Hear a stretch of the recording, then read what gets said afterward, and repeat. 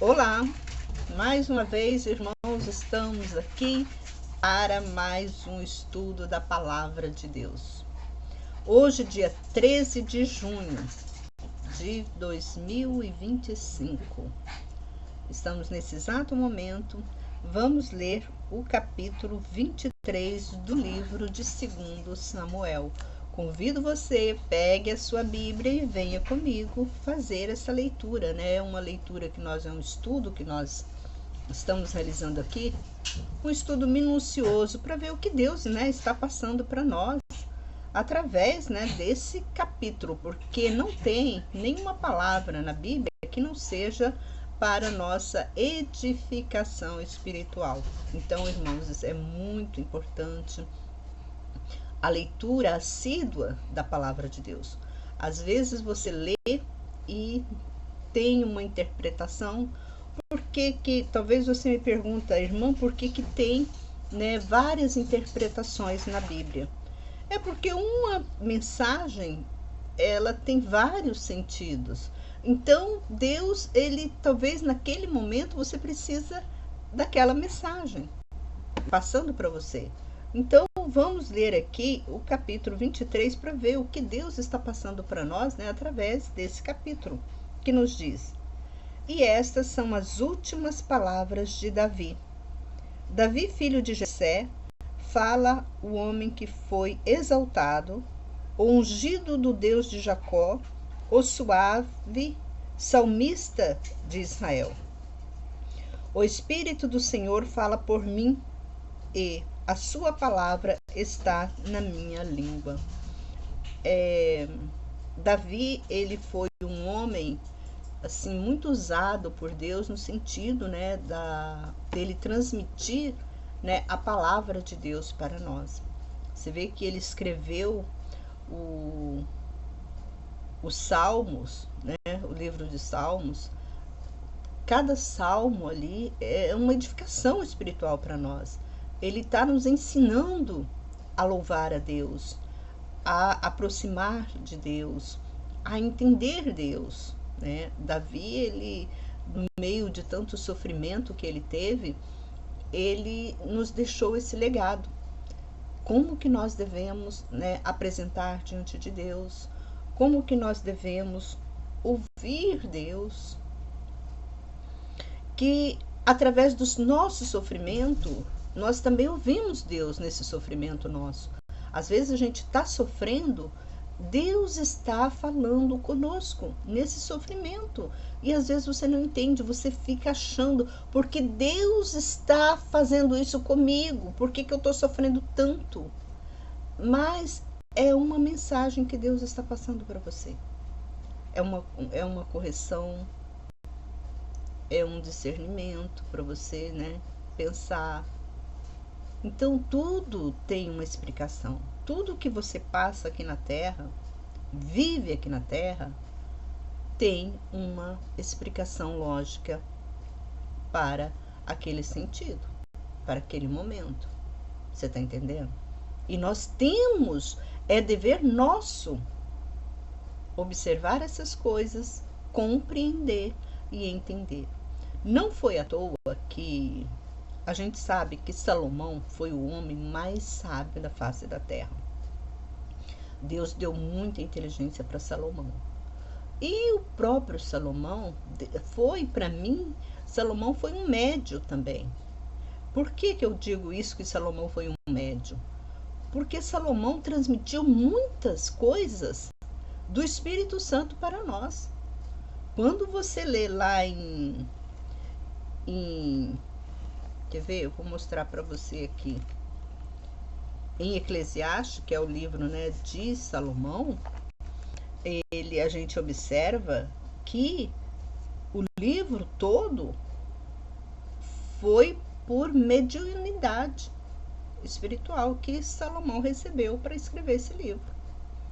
Talvez você fala, a gente, né, critica tanto, né, os médios, mas o livro de Eclesiastes, o livro de Daniel, todos esses como fala, esses escritores que escreveram a Bíblia, eles eram médios.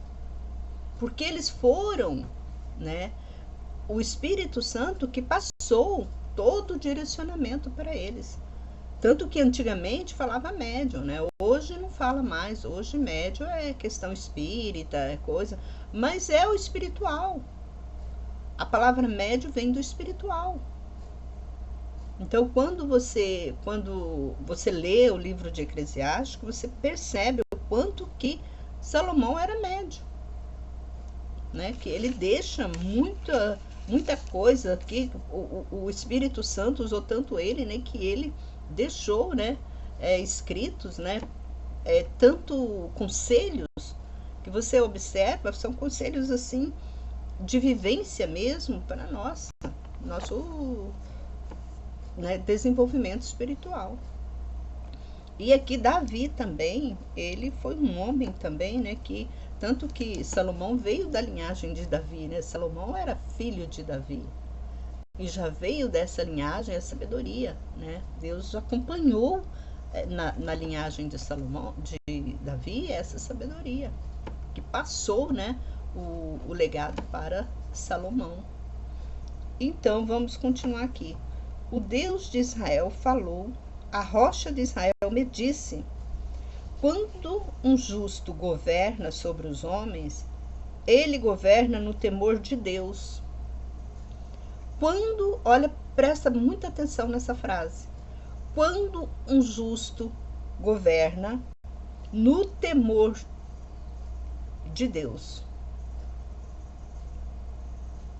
Quando um justo governa para os homens, ele governa no temor de Deus. Então, o que isso significa? Isso significa que nós temos, né, que orar por nossas autoridades, né, por nosso presidente, que Deus dê sabedoria para ele, que os anjos de luz ampara a volta dele, para ele decidir, né, tanto no Congresso quanto no Senado, para aqueles homens decidirem o que é melhor para o povo, para que nossa nação seja uma nação abençoada, seja uma nação que tenha paz, uma nação que reina a paz. Não é como, né, lá na Ucrânia, né, recebendo bomba todos os dias. Você deita, você não sabe se acorda. A sua casa toda bombardeada. Israel, cada dia Israel procura uma nação para guerrear. É uma coisa assim que os próprios israelitas, eles não estão aderindo a essa guerra, não. Os próprios israelitas, eles estão contra essa guerra que o presidente lá está fazendo. Mas por que isso acontece? Porque o povo não ora. Nós temos que orar para o nosso presidente, para Deus dar sabedoria para eles, para que eles não entrem em guerra, né? Que eles não venham entrar como muita gente, né? Eu vejo muita gente no Facebook, nesses podcasts que eles falam, né? Incentivando o povo, né, para a desordem, reclamando do presidente, que o presidente é isso, que o presidente é aquilo. O presidente, ele graças a Deus, ele é um homem muito de paz. Você vê que ele tem familiaridade, né, digamos assim, né, com todos os países. Ele entra, ele sai com todos os países, ele não tem rivalidade, né? O nosso presidente não tem rivalidade, a gente observa isso.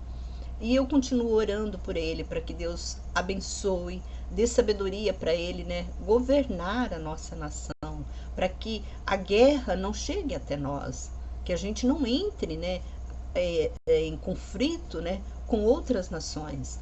Que isso quem que vai ser os mais prejudicados? É o presidente, se ele entrar em guerra? Não, é o povo que vai ser prejudicado, porque o presidente, ele tem bunker, ele entra pro bunker dele, então a bomba pode estourar aqui para fora, que lá ele está seguro. Então ele tem condições né, de se esconder em lugar seguro. Agora o povo, a maioria do povo, ela não tem. Eu digo a maioria, não, o povão mesmo não tem. Destrói o que está acontecendo, né, na faixa de Gaza, lá na Ucrânia, né?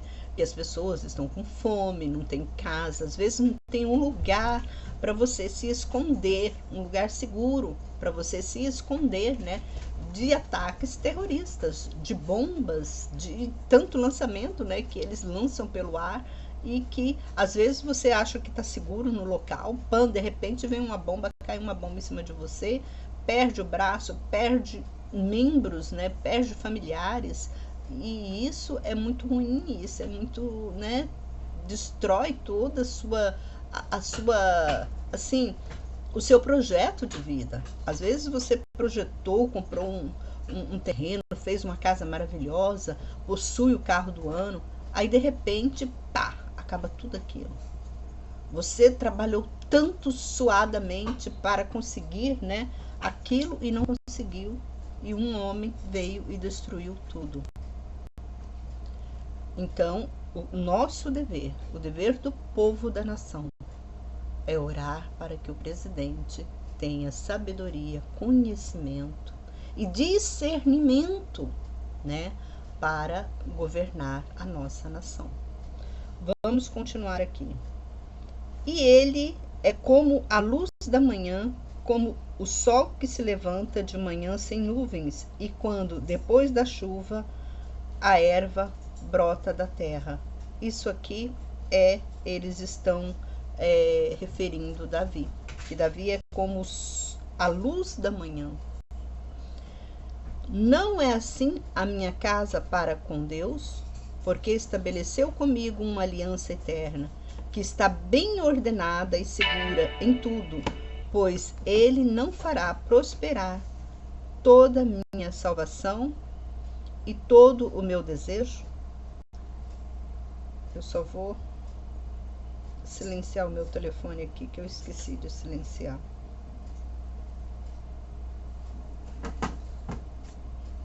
Todos os ímpios serão como os espinhos, que se lançam fora, porque não se pode tocar neles. Mas, se alguém quiser tocá-los, este deve se armar de ferro ou da haste de uma lança, e serão totalmente queimados a fogo no mesmo lugar. Eis que estes são os nomes dos valentes que estavam com Davi: Josebe, Basebete, o Taquemonita. Este era o principal dos três. Foi ele quem matou 800 de uma vez, com uma lança. Por isso que as nações daquela época, eles temiam muito Davi, porque Davi só tinha guerreiros. O exército de Davi, eles eram muito fortalecidos no sentido espiritualmente, porque Davi era um homem temente a Deus, né? Ele era temente a Deus assim, entre aspas, porque Davi, ele, claro, né, a gente observa que Davi, ele foi, né, um homem que ele fez muitas coisas, né? Foi um homem muito sanguinário, mas no meio dessa, talvez é porque a situação, né, daquele momento exigia aquilo dele, né? Então a gente não pode condenar Davi por ser um homem, né, o que ele foi, mas a gente vamos observar em Davi que tudo o que ele foi um homem muito justo diante de Deus. Então, nesse quesito, irmãos, a gente deve tomar muito cuidado em julgar as pessoas. Às vezes você julga as pessoas só de olhar, né? Aquela pessoa é assim, assim, assim, não é temente a Deus, mas você não sabe o coração daquela pessoa. Talvez aquela pessoa é ruim para você, mas para outras pessoas ela supera toda uma boa ação. Você está entendendo? Era como Davi aqui.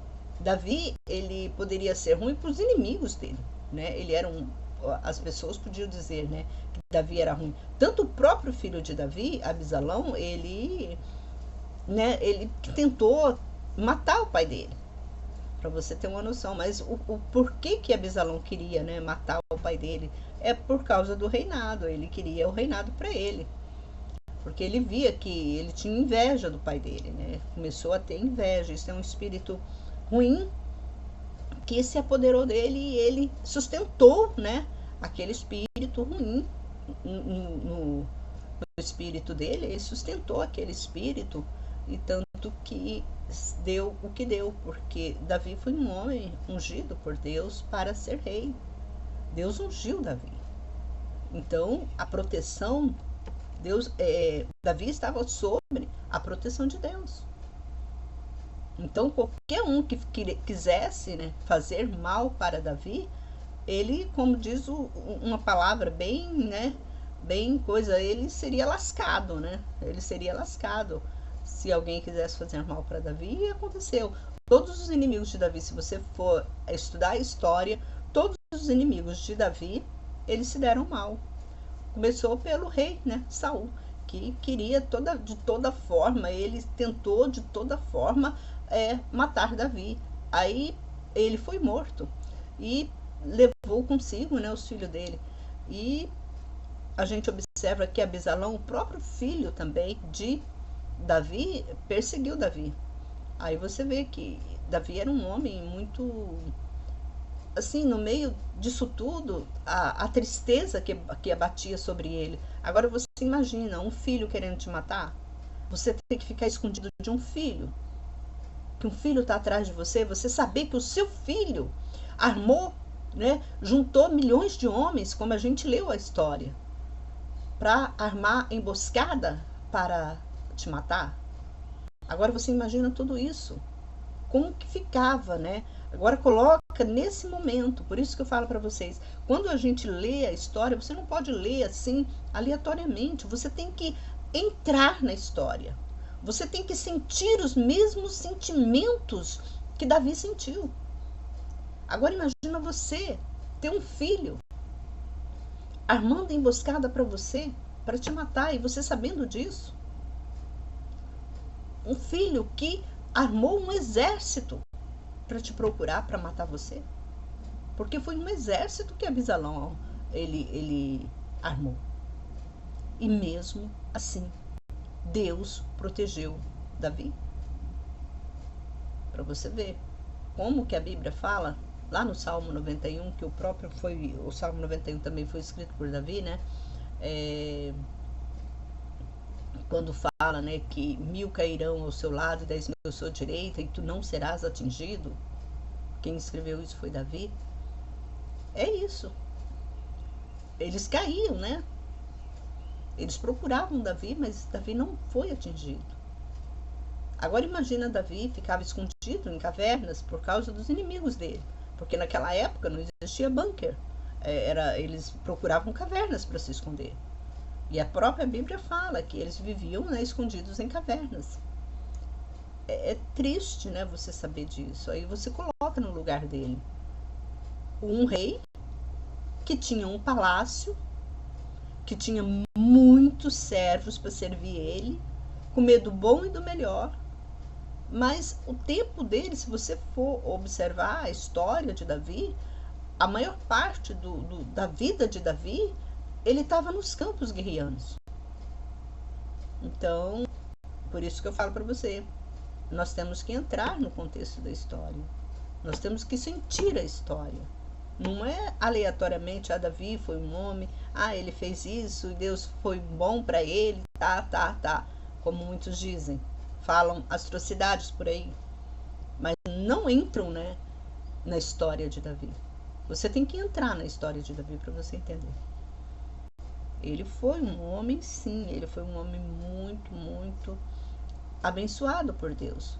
Todas essas que ele foi um homem sanguinário, né, que a gente pode falar, porque a própria Bíblia diz, mas talvez não foi culpa dele, porque ele foi um homem muito perseguido por ele ser rei.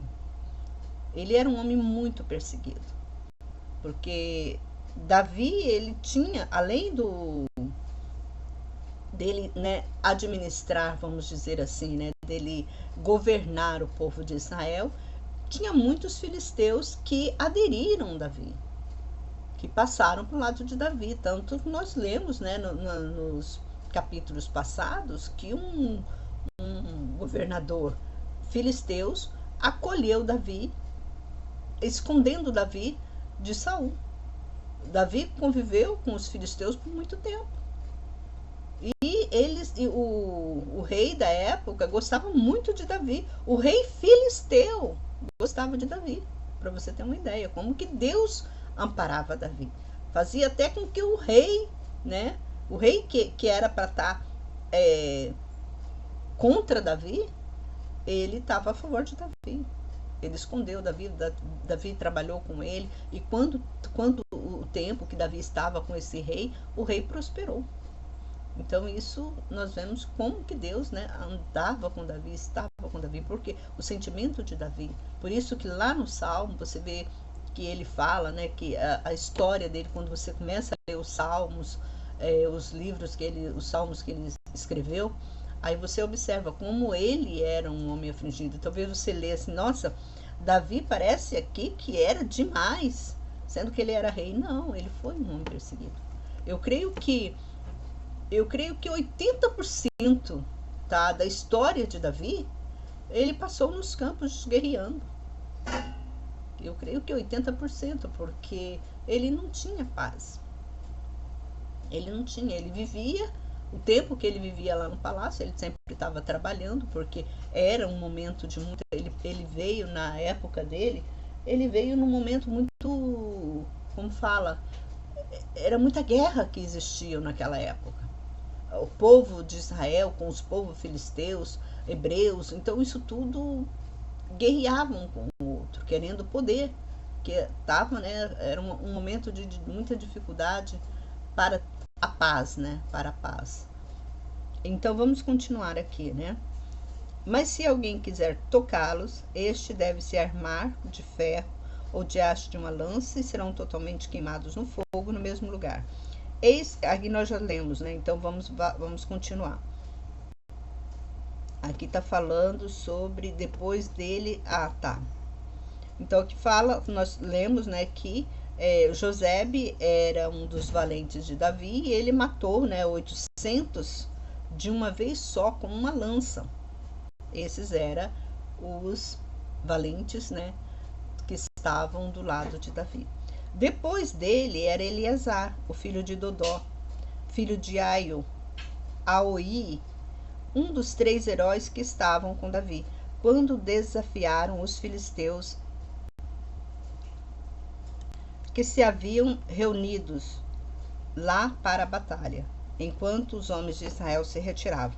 Então ele se levantou e feriu os filisteus até sua mão ficar cansada e ficar pegada a espada. E naquele dia o Senhor operou grande livramento, e o povo voltou para junto de Eleazar apenas para tomar o despojo.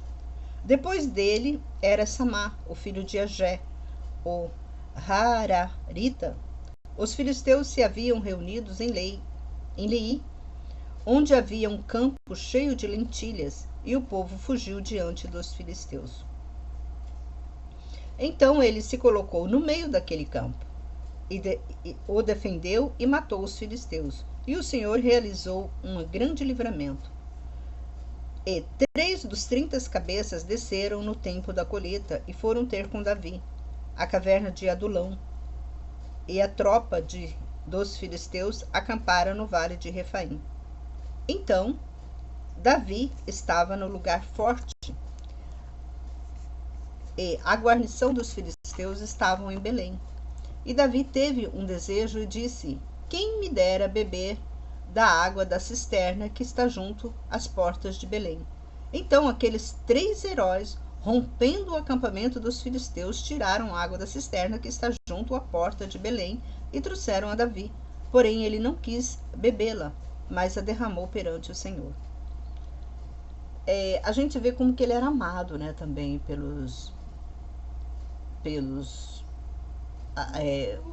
servos dele, né? Você vê que ele comentou, né, quem me dera beber da água do poço de Belém, que ele teve esse desejo. Não sei se ele fez isso para o experimento daqueles homens, para ver a fidelidade daqueles homens para com ele, Mas os homens foram até, né, Belém, no poço de Belém, e tiraram água. Isso, os homens que vocês observam, que quem era lá em Belém eram os filisteus. Os filisteus que estavam no comando daquela região. E aconteceu que aqueles homens valentes, eles estavam ali para pegar aquela água, como fala, deixando a própria vida, né? Colocando a própria vida em risco. Olha o perigo. Que qualquer um ali, ele poderia ter levado uma flechada e morrido, um daqueles valentes. E Davi ia perder, né? Eles saíram escondidos de Davi. Davi não mandou eles ir lá. Eles foram pegar a água e trouxeram. E quando eles trouxeram a água, Davi não aceitou. Falou: amigos, vocês foram lá, vocês arriscaram a vida de vocês, vocês poderiam ter morrido. Eu não vou beber essa água.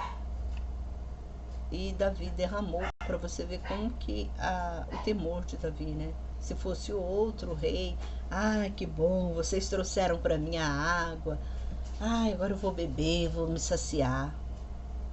Não, Davi, não, eu não posso beber essa água. Você está entendendo? A diferença de um homem que teme a Deus e a diferença de um homem que não teme a Deus. Davi, ele poderia ter pegado a água, bebido, agradecido, aqueles homens, muito obrigado, mas vocês se arriscaram sua vida por mim, eu sou muito amado, né? Davi não era narcisista.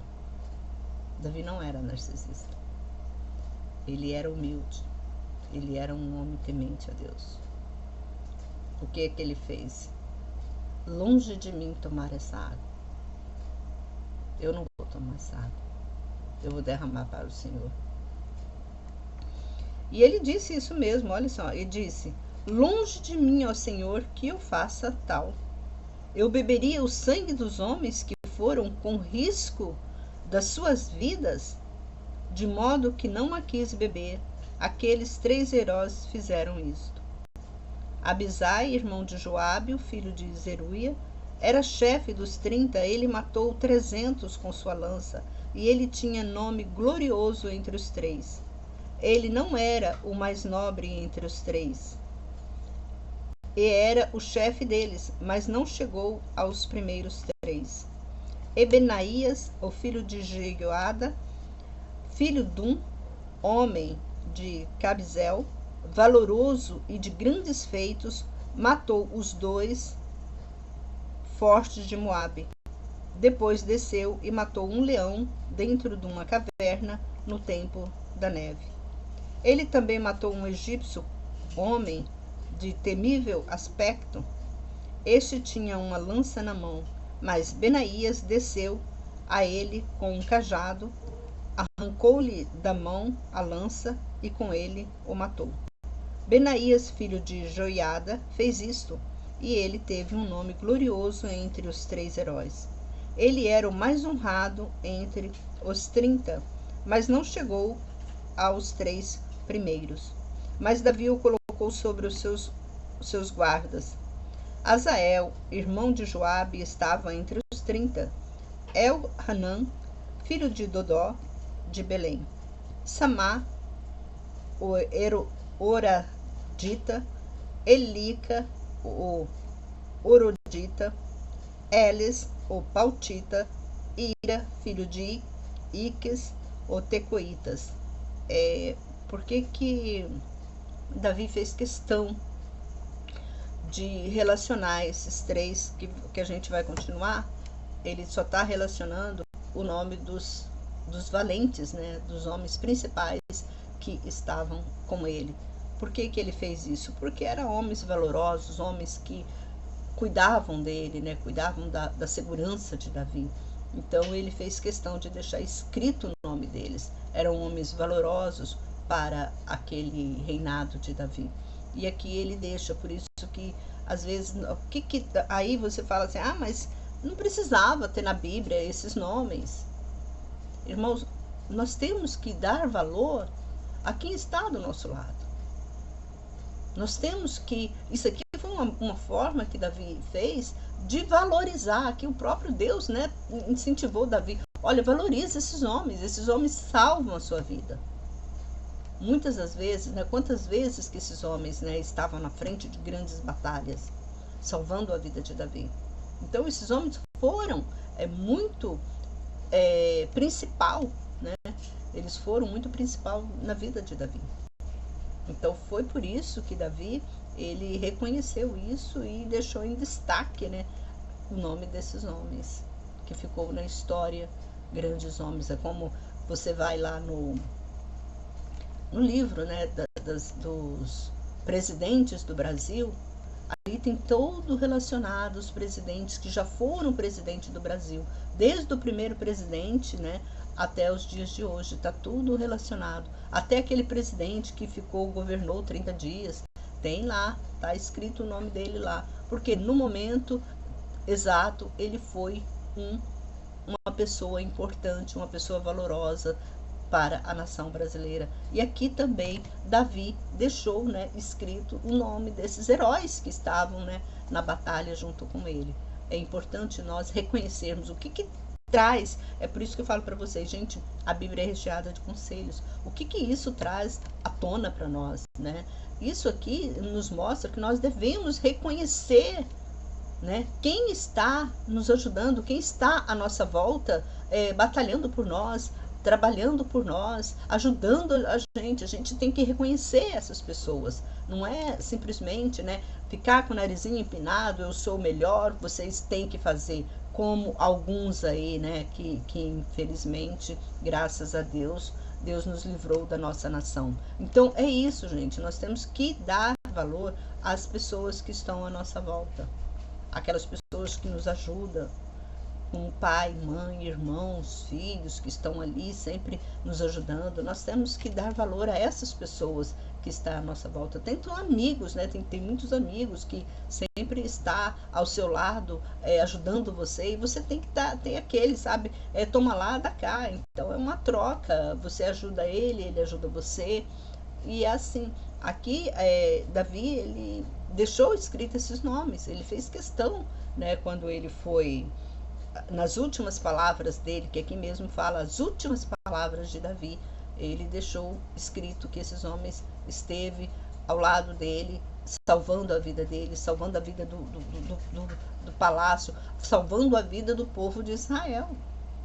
Então aqui vamos continuar lendo esses nomes, né, que foram nomes valorosos, né, é de suma importância citar esses nomes, que aonde eles estiverem, né, eles possam, porque se está escrito aqui é porque tem alguma relevância, né, no mundo espiritual. Nada que faz as coisas é por um acaso. Se você não foi ninguém, né, se o seu nome não está escrito em lugar nenhum, por que quando a gente nasce, né, nós somos, né, registrados? Porque ali você foi alguém, ali você foi alguém importante. Então, vamos continuar aqui lendo, que eu acho muito importante ler o nome deles. Eu já li, né? Vamos lá. Abiezer, o Anototita, Medunai, o Usatita, Salmão, o Aoita, Marai, o Nefofatita, Elebe, o filho de Baná, o Netofatita, Itai, filho de Ribai, de Gibeá, dos filhos de Benjamim, Benaías, o Piratonita, Idai, das torrentes de Gaás, Abi, Albon, o Arbadita, Mavete, o Barumita, Eliabá, o Salmonita, Benejacém e Jonatas, Samá, o Ararita, Aião, filho de Sarar, o Orarita. Muitos desses nomes, o próprio Davi explica, né, que esses são dos 30, mas desses 30, tinham 3 que eram os principais que andavam, né, que eles eram os mais valentes, que andavam do lado, né, da segurança, que comandava, né, a segurança de Davi. Mas eles também, os 30 também, eram homens valentes, por isso que tem o nome deles aqui.